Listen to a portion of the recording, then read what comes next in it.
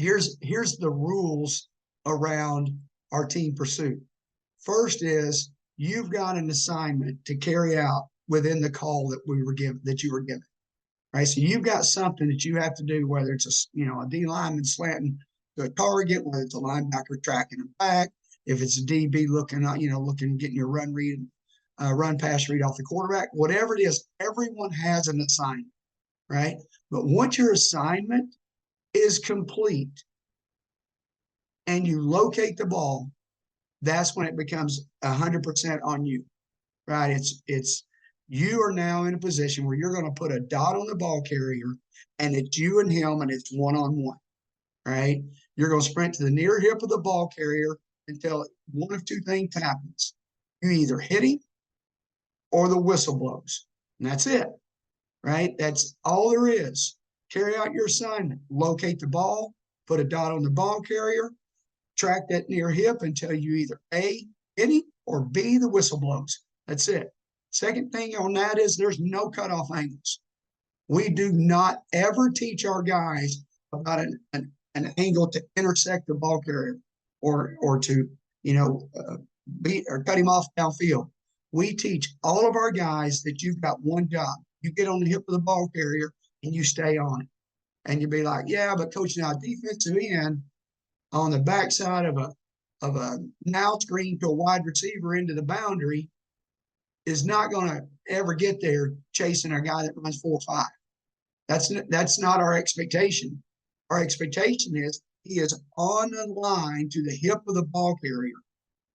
And if something happens where that guy cuts back, gets flat, gets knocked around, and we need an extra guy, ball comes out, whatever it is, our guy that is on the hip of the ball carrier can always get involved in a play. Okay? I'll always argue he's not going to make a tackle 45 yards downfield in a cutoff angle either. So we want all of our guys to do the exact same thing. Locate the ball carrier, put a dot on his hip, and stay on that target till you hit him or the whistle blows. And then we talk to our guys that once you locate the ball, then it becomes just a matter of you and him one-on-one. You're going to play as if you're the only player on the field that can make the play. We want that to be your mindset. There he is. There's the guy with the ball. I personally have to go get him down. And then we've got some fit and finish rules around team pursuit and swarm. All right.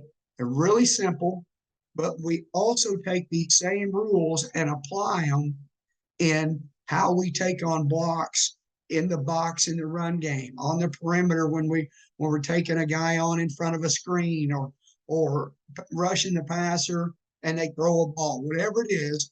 These are your rules about fit and finish. Okay. It's very simple. Carry out your assignment, right? Find the ball, locate the ball, put a dot on the ball carrier, take off. It's you and him one-on-one. There's a couple things that can happen on your way to the ball. First thing is, bad guy can get between you and the ball, right? A blocker. If any guy in the opposite colored jersey gets between you and that ball carrier, you got one job: run him over. Period. We don't want our guys breaking down. We don't want our guys leading with hands and caging blocks. We want our guys to long stride through everything. We are always about long striding, right? And we do some stuff in our defense where we stand our D linemen up, some things like that. And it's all about playing with your feet under your hips and long striding through stuff. Hey, so we tell our guys, man, if a dude gets between you and the ball in the wrong color jersey, you got to run him over, right? You're on that hip. Guy gets between you and him, cuts you off. You got to take your best shoulder, put it right through his heart, and run over him as you get to the football. That's the expectation, right? We don't run around it. We don't come behind it. We don't put our hands on it and cage it, right? Because as much as I've done this, when I watch our kids, when they're running to the football, if they start focusing on how they're going to beat a block, we lose that guy in pursuit. We take a guy that's long striding and running full speed, turn him into a guy that's settling, putting his butt back over his heels, putting his hands out, and now he's just becoming just like everybody else out there. He's a fire hydrant out in the middle of the drill. We want all of our dudes running the football. If guy shows up between you and him, run him over. Good guy gets between you and the ball. One of your teammates is on the same line. He's got the same target you have. He ends up actually going to get there before you.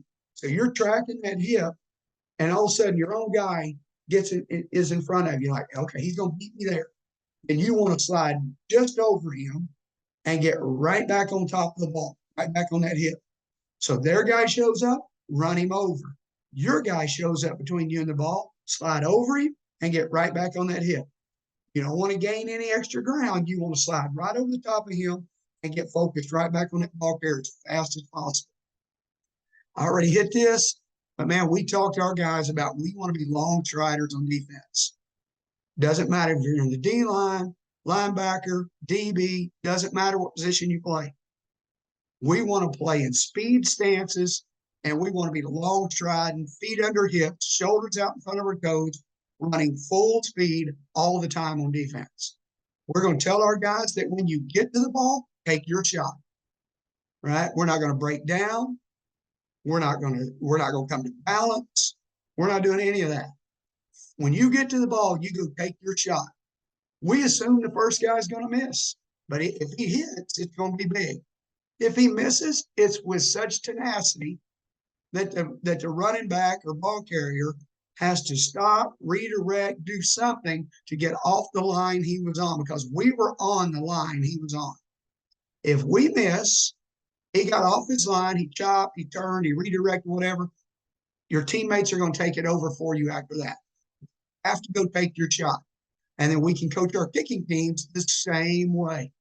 Put a dot on the return guy, go take your shot. If you miss, we're going to get him running sideways. Pursuit will take over, but we want to always take our shot. We want to hit big, and when we miss, we may miss big. But when we hit, it's going to be big.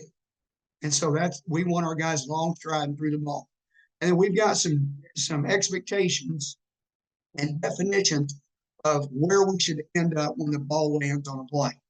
So what I mean by that is if the ball on an offensive play lands outside the numbers, if the ball gets outside the numbers on the field, then everyone on the defense should get across that near hash.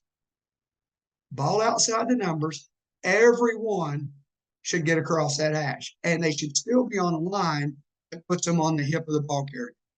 If the ball stays between the hashes, so they run inside zone, they pop it, it gets down the middle, it's a 12-yard gain.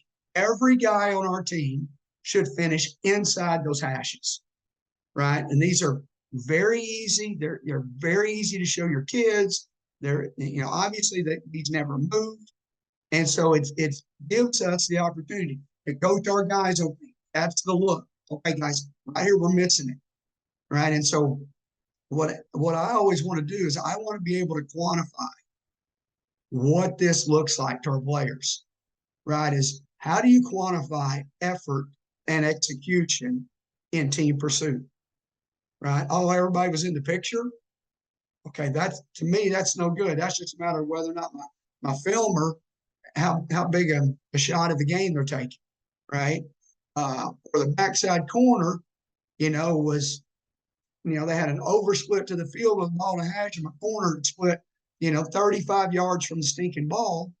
And, he's running, but he doesn't get close, but he was on the right line, right? So how do you quantify that? And when I talk to coaches, I think this is the biggest thing that we struggle with around grading our team pursuit. Like, I don't grade effort. All right, that's a given. We got an effort problem, and we just can't play with it. So effort is never the grade. But team pursuit is always the grade, right? It's got to be maniacal, but it's got to be precise, right? There's got to be precision to it. And so guys have to be in the right spots, going to the right places. And then the way it should look at the end is all 11 dudes should either be in on the tackle or on a direct line to the near hip of the ball carrier when the play ends. So if I've got a big kid that's in the D line and the ball's down the field, the expectation is not you got to get in on the pie. That's not the expectation, right? I'm not going to create thoughts for kids that aren't achievable, right? It's like Man, I was on the ground. I got up, I took off running. He got the guys on me because I didn't make it to the pile, right? I didn't show up around the ball, but he was headed there. All I can do is tell that kid is this: if you were going full speed on a line at the hip of the ball carrier, but when the whistle blew, you're good. You weren't, you're not.